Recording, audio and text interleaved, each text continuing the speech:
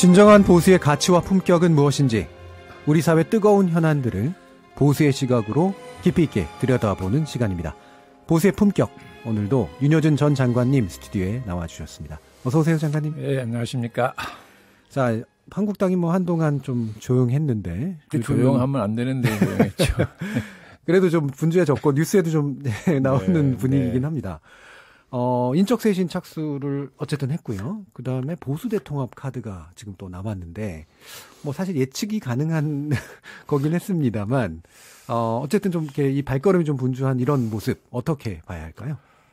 아니, 이제 이승만 대통령 시절에 뭉치면 살고 흩어지면 죽는다라는 구호가 나왔었죠. 예. 이게 아직도 우리 정치인들의 의식을 지배하는 것 같아요. 예.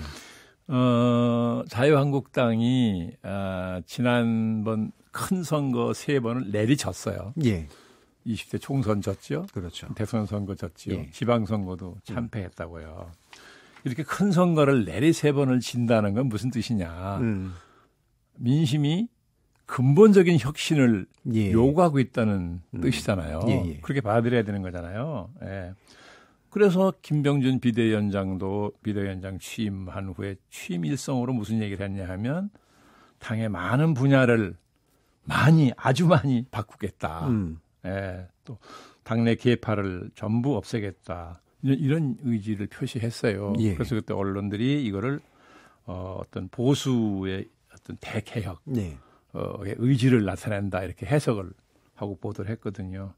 그런데 비대위가 출범하고 지금 석 달이 지났잖아요. 그죠? 네. 근데 국민이 볼 때 당이 바뀐 것이 뭐 있냐. 예. 바뀐 거의 없어요, 솔직히.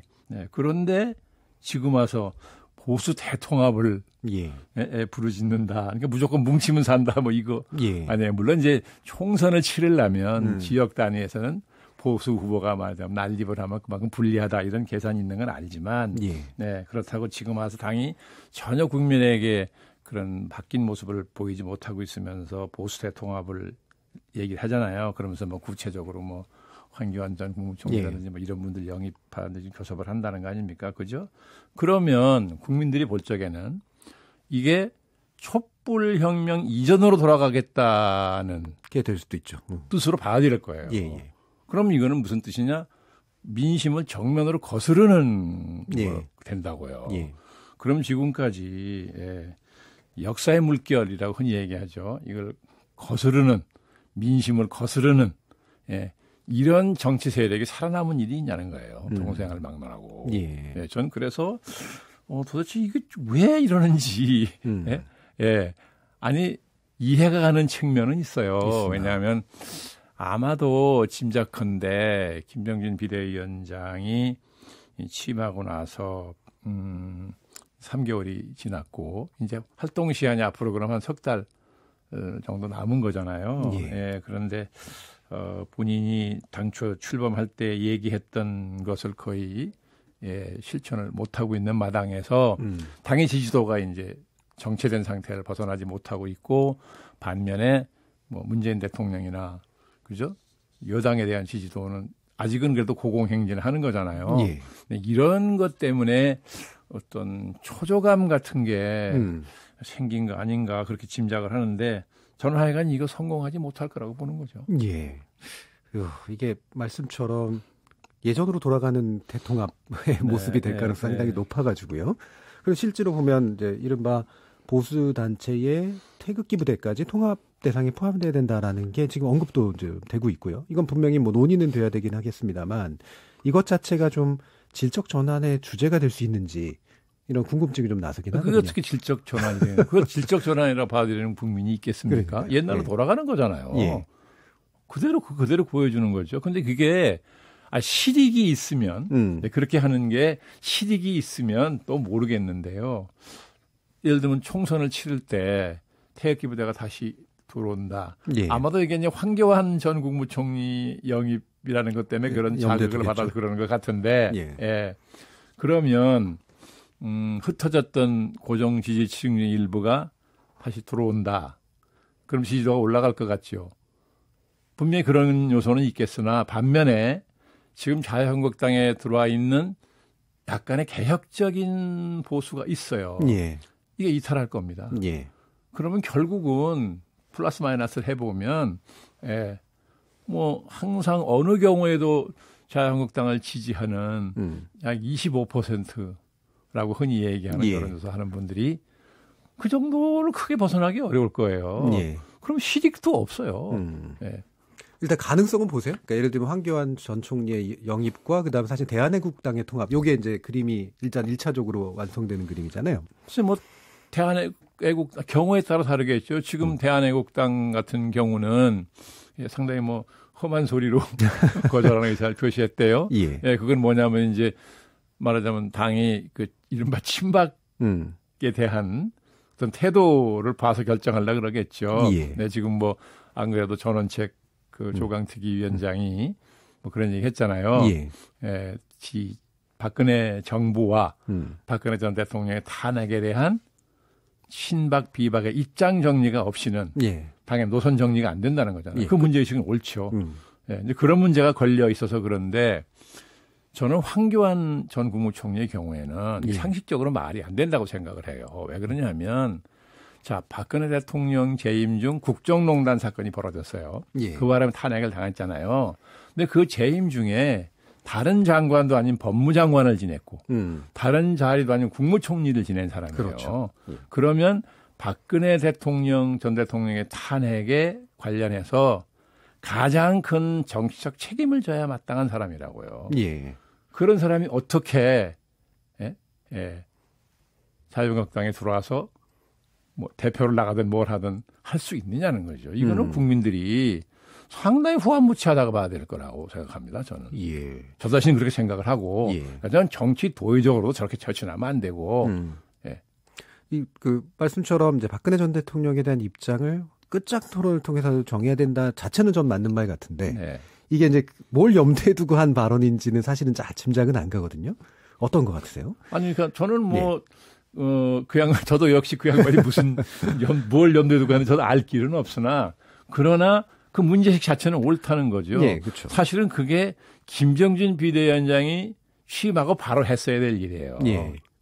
근데 이제 그렇게 하는 경우에는 개파 투쟁이 다시 재발해서 아무것도 못한다는 그 생각 때문에 그걸 안 하고 이분이 그냥 다 끌어안고 여기까지 왔다고 보는데 저는 그게 현명하지 않은 판단이었다고 보는 거죠. 아니 당의 큰 진통을 겪더라도 그 진통을 겪어서 새로 태어나지 않으면 어떻게 민심이 요구하는 혁신을 할 수 있겠습니까? 그러면 그런 갈등이나 진통은 국민들이 볼 때 단순한 계파 싸움이 아니고 저 세력이 새로 태어나기 위해서 민심에 부응하기 위해서 그래서 이렇게 껍질이 째지는 그 고통을 겪는다고 생각을 하니까 그건 생산적인 고통이에요. 그건 평가해 준다고요. 그러니까 그걸 겪는 게 낫지 이게 계파 간의 극렬한 투쟁이 걱정스러워서 그냥 끌어안고 가면 국민이 볼 때 뭐라고 평가하겠냐는 거죠. 그러니까 저는 그런 점에서는 전원책 그 조강특위 위원장의 문제의식이 맞다고 보는 거죠. 어느 쪽으로 결론이 나든 그걸 분명히 정리하라는 거예요.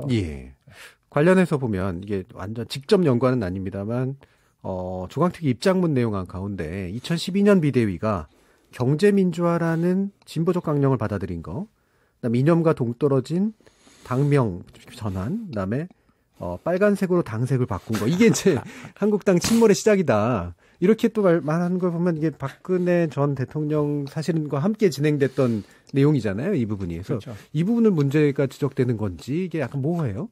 저는 뭐 당 색깔을 빨간색으로 바꾼 것 때문에 몰락했다는 게 무슨 뜻인지 모르겠는데요. 그 붉은색이라는 게 혹시라도 우리가 과거에 뭐 공산주의자를 얘기할 때 빨갱이라고 한 것을 염두에 두고 한 말인지 그런 의심은 가나 그건 제가 뭐라고 단정할 수는 없고 다만 경제민주화라는 가치를 받아들이는 바람에 몰락이 시작됐다는 거잖아요.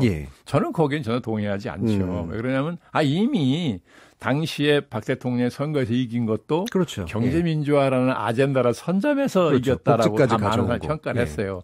그러면 왜 경제민주화를 아젠다를 선점한 것이 승리의 요인이 됐겠습니까? 민심이 자유신자유주의 경제정책 때문에 온 결과가 뭐예요? 아주 극심한 경제적 불평등. 예. 그런 경제적 불평등이 가져온 사회적 불평등. 예. 그래서 오죽했으면 새로운 신분 사회가 됐다고까지 했지 않습니까? 예. 부는 부로 세습하고 빈곤은 빈곤으로 세습한다. 그래서 이게 뭐 출산율 저하까지 이어졌다고 다 보는 거잖아요. 예. 근데 경제민주화라는 것은 그걸 고치자고 도입한 거 아닙니까? 예. 예. 우리 헌법제 119조 2항. 그게 87년도에 예, 만든 법이잖아요. 예. 거기 보면 다 나와 있잖아요. 그죠? 적정한 소득의 분배, 예? 시장의 지배와 경제력 남용 방지. 예. 이걸 못했기 때문에 그런 극심한 불평등이 생긴 거잖아요. 예. 그래서 그걸 그 헌법적 가치를 이제 지키자고 해서 도입한 거잖아요. 예. 박근혜 대통령이 다른 생각을 했겠습니까? 예.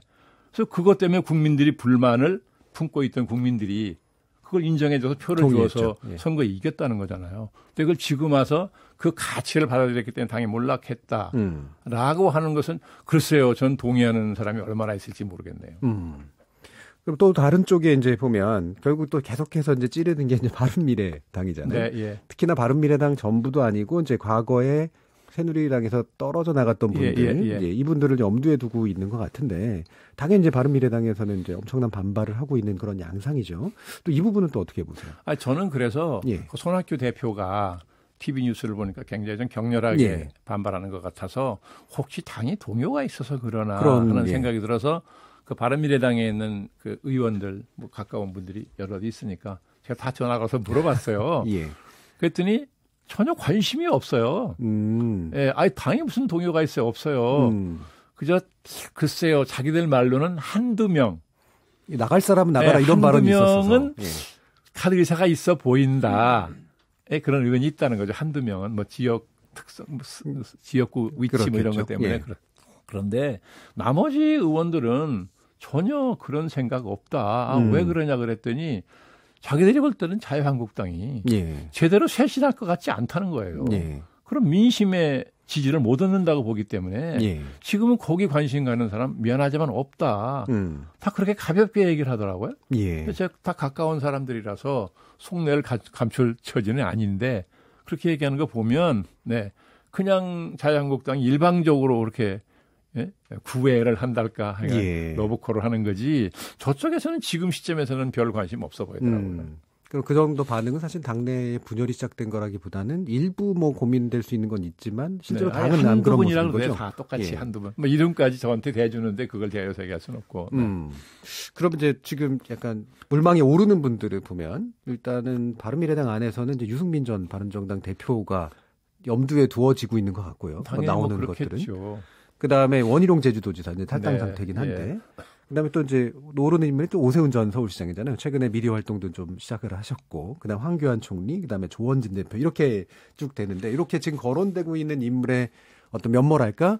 이게 빅텐트가 가능한 면모인가요? 아니면 다른 해석이 필요한가요? 그러니까 사람이 많으면 빅텐트인지 그건 모르겠습니다. 근데 뭐 그분들이 정치적으로 이름 있는 분들이긴 하나 아까 잠깐 말씀드린 대로 국민이 요구하는 것은 근본적인 혁신이지 나갔던 분들을 다시 뭐 불러들이는 것이 국민이 요구하는 건 아니지 않느냐는 거죠. 그리고 유승민 의원 같은 경우는 그것도 물어봤어요. 이쪽에서는 욕심낼 만한 위치에 있는 분이면 틀림이 없으니까. 그런데 바른미래당에 있는 의원들은 한마디로 안 갈 거라 그러던데요. 이런 지하에 가능성은 없다. 그렇게 보더라고요. 그리고 아까 황교안 전 총리는 얘기하셨고 그 원지사나 오세훈 전 서울시장 같은 경우는 어떨까요? 오세훈 시장은 모르겠습니다. 뭐 지난 여러 해 동안 만나본 일이 없으니까 모르겠는데 뭐 정치를 다시 할 생각은 분명히 있다고 그러세요. 그래서 활발하게 움직인다 그러니까 그건 뭐 가능성을 봐서 뭐 그리 옮길 수도 있다고 생각은 하는데 원희룡 지사의 경우에는 지난번 지사 재선되고 나서 바로 총선에 일체 관여하지 않겠다라고 본인이 얘기를 했어요. 그리고 도정에 전념하겠다고 했기 때문에 쉽게 도민하고 한 약속을 지금 쉽게 깨기는 어렵지 않겠나. 저는 그렇게 보는데요. 알겠습니다. 오늘 말씀 감사합니다. 수고했습니다. 보수의 품격 윤여준 전 장관님이었습니다.